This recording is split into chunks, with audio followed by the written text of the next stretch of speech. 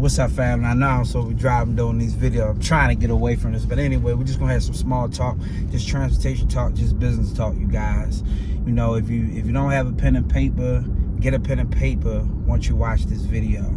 You know, I just want to just talk about just some principles, just some things that we just need to be doing in business, just in general. My goal is for y'all not to make some of the same mistakes that I made. This is for the private side. We talking about private right now. You know, I don't know if I'm gonna get into talking about paying employees and all that type of stuff like that. But anyway, just transportation chat, right? Have something that you're doing each week, you guys. Have a piece of paper with something down on that piece of paper that you need to be doing each and every week to work towards your business, you guys. The reason why I'm saying you should write it down is because you feel complete when you write a goal down and you hit it.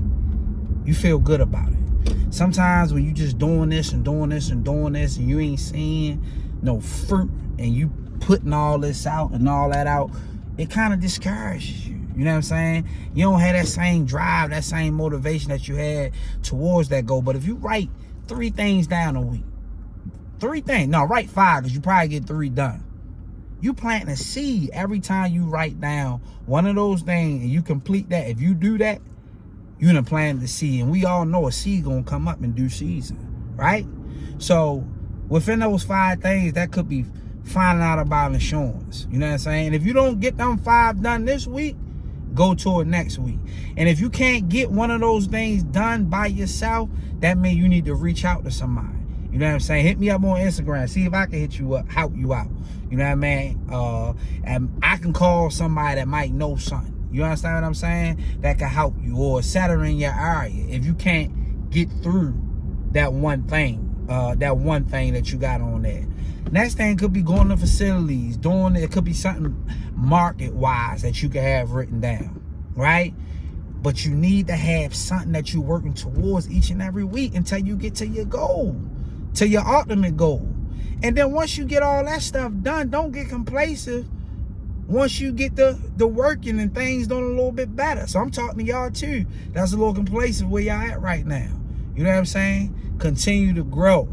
Continue to expand. Continue to invest your money in other areas once you get that thing up and running. You know what I'm saying? So that's one thing I think everybody need to have. You need to have 3 to 5 things written down every week that you're working towards your business. If you ain't did that, if you reach out to me, or if you reach out to anybody else, if you ain't did that, you playing around.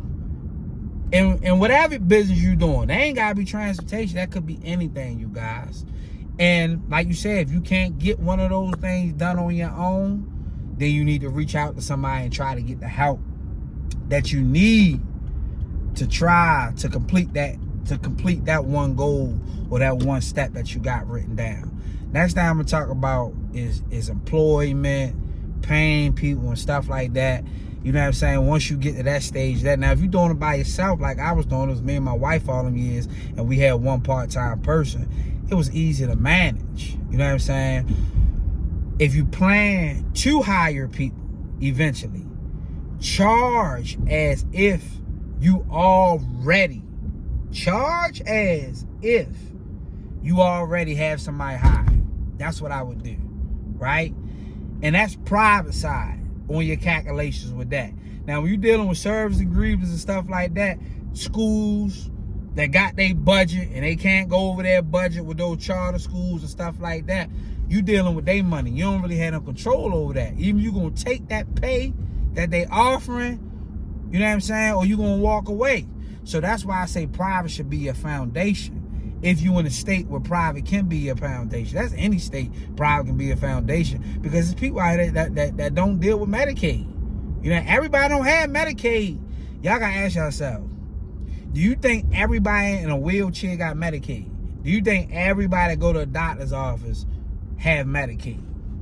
No, everybody not low, I don't want to say low income, but everybody don't have Medicaid. It's some people out here that have money. That millionaire that can't get his daughter to drive him. How you think he get to the hospital if you're in a wheelchair? He called a transportation company and he pay him to come pick him up and take him home. We just gotta find the right clients. And that's what we don't want to do. We don't want to find the right clients to fit our business model. You understand what I'm saying? Everything not gonna come easy, you guys. I guess I'm on my stuff today. I'm on some talk today. You know what I mean? But everything is not gonna come easy in this business or no other business. You gonna have to put the work in. You gonna have to figure things out, you guys. So get back to pay. I'm trying to keep this video under 7 minutes. Charge as if you already had an employee. Charge as if you're the employee, right? When you're dealing with your private side.